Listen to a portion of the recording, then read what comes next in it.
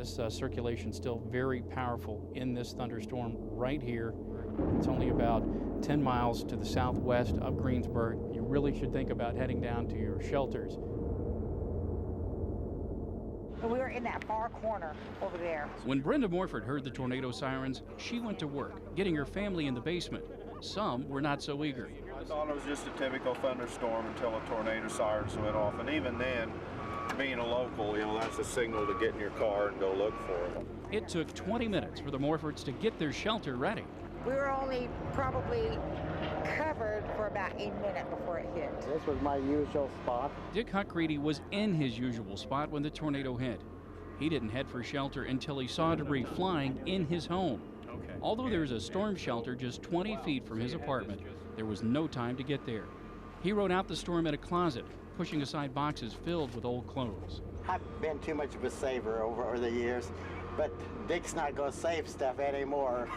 First time we'd had TV on all night. Paul Rust and his siblings watched the continuous storm coverage on TV. Once again, you see a very strong, very well-pronounced hook echo. They knew their parents in Greensburg were watching their favorite home and gardening show on cable. The phone started ringing. The message? Get out, now.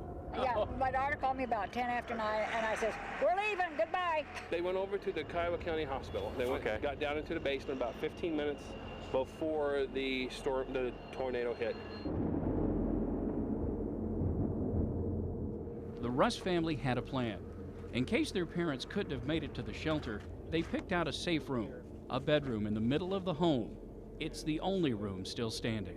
And you picked it along with your parents because you knew this was a pretty solid box here that you're within? We figured that if something was ever like this was going to happen, that this was going to be probably the safest room in the house. The Morfords moved into their home last August.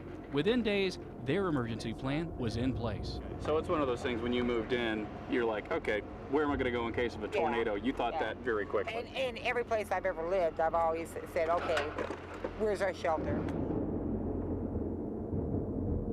Dick Huckreedy had 2 flashlights when he went into his closet. It's a move he'll never regret. It was just like rock and dust and everything started to come, and just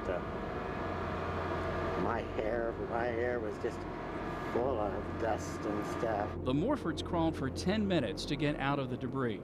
A cell phone and a teddy bear with a glowing nose were their only sources of light. A flashlight will be in their next shelter. Nobody touches it regardless. I don't care how bad they need a flashlight, that is not to use. I would definitely do that.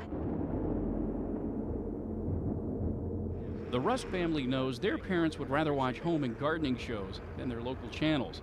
That's why Ernie and Lou will have something new in their new home. When they get into their new place, they will have a weather radio standing by. They'll also have emergency supplies in their safe room. Brenda Morford lost too many family photos in the tornado. From now on, her photos will be under lock and key. I'm never putting my pictures in frames again. They are going to go in photo albums, and I'm going to have a keepsake box, a strong box to keep them in.